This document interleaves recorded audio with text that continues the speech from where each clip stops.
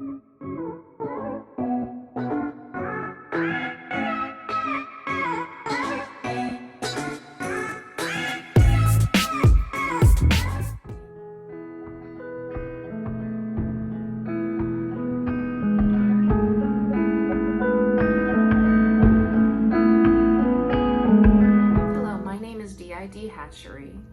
I am a professionally diagnosed system with DID.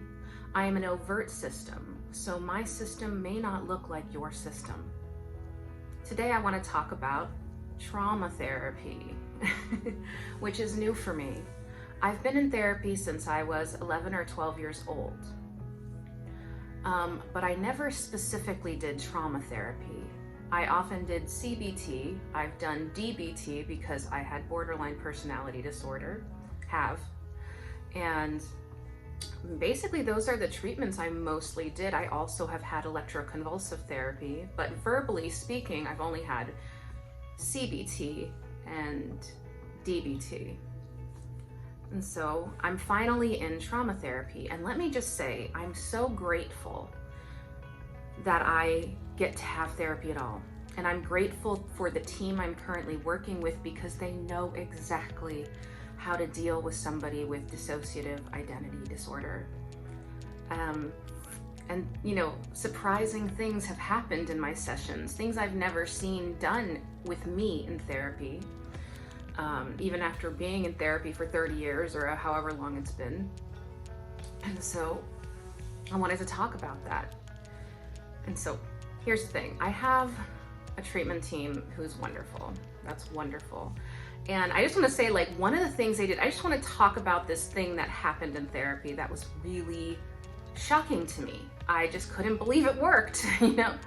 So we were in therapy, and one of the things that, I have a psychologist and I have a therapist.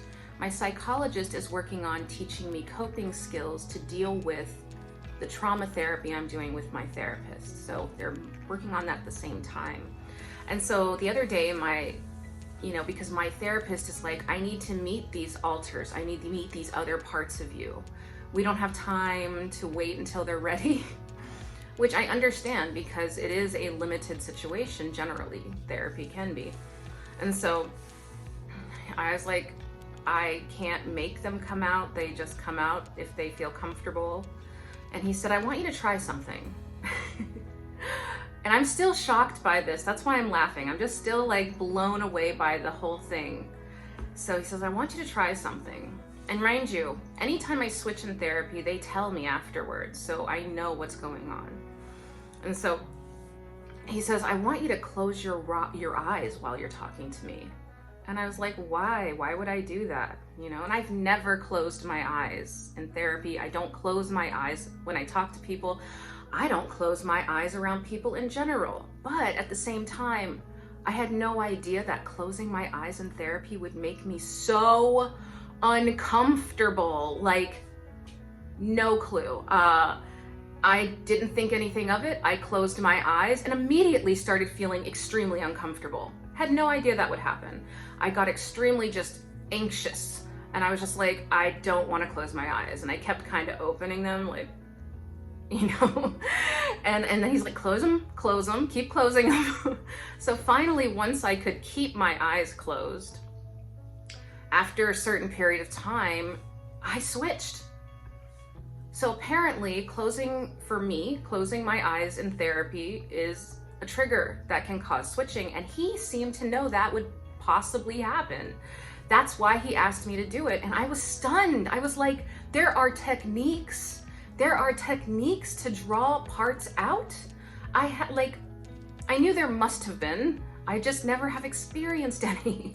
So I'm just still sort of like, wow, I can't believe that worked. And, you know, and throughout the session, I noticed in most therapy I've had, if I talk about something uncomfortable or something that makes me uncomfortable, I was never pressured to continue talking about it. Of course, they were open to it, and they were like, you know, you talk about whatever you need, just keep going if you need to, stop when you're comfortable. Like, that's how therapy always was for me, and it was very comfortable. This therapy is not comfortable. It is not comfortable.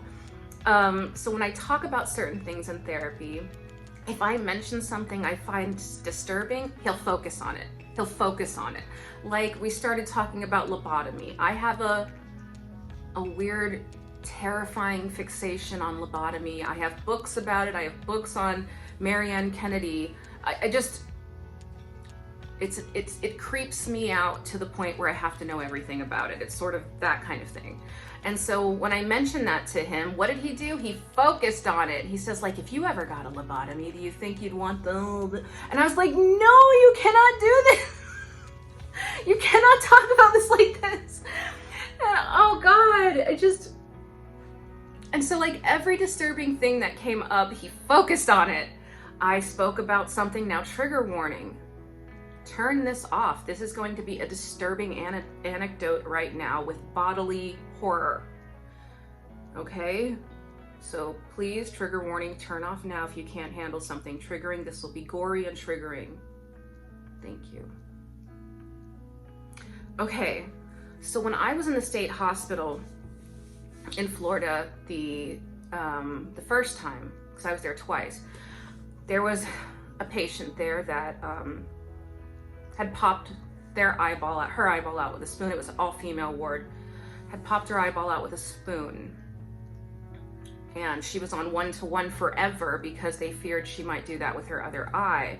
And I always found that horrifying. I mean, I met this woman, she was on my ward. It was horrifying to me.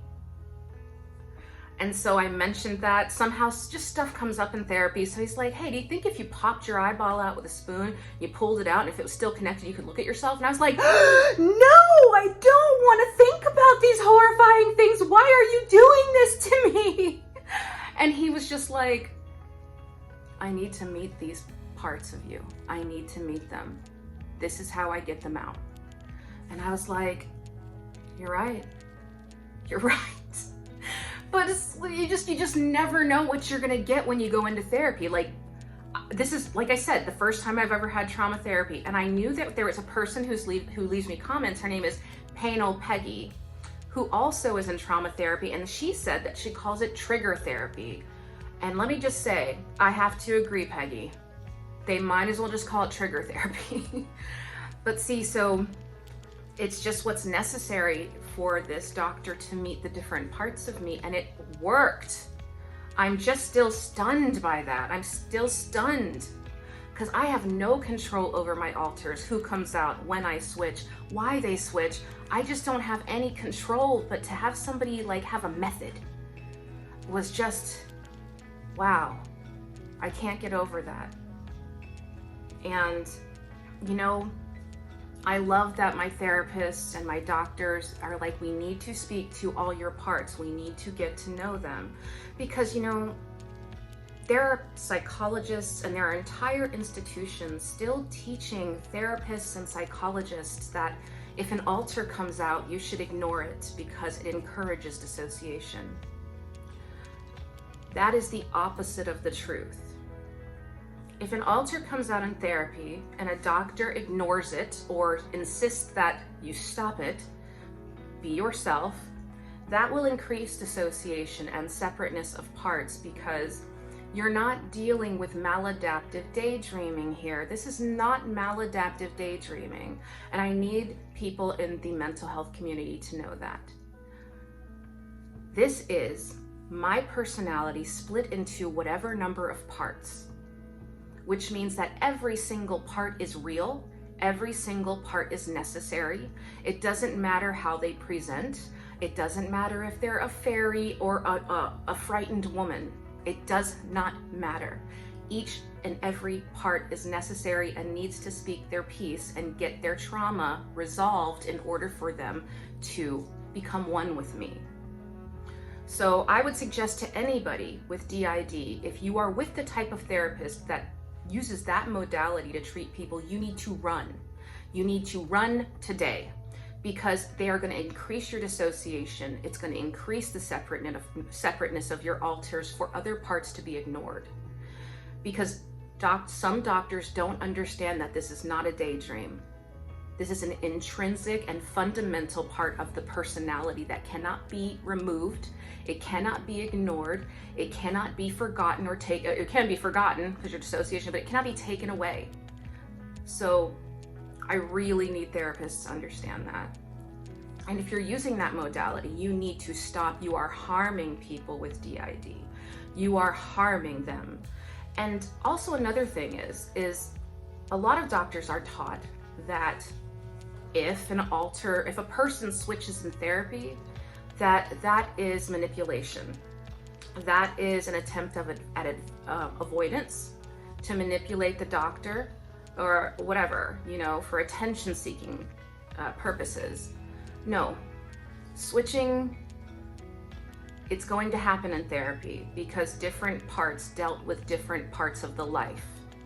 And those parts are going to come to the surface to talk about those parts of the life if you are a trustworthy doctor and you do not have skepticism.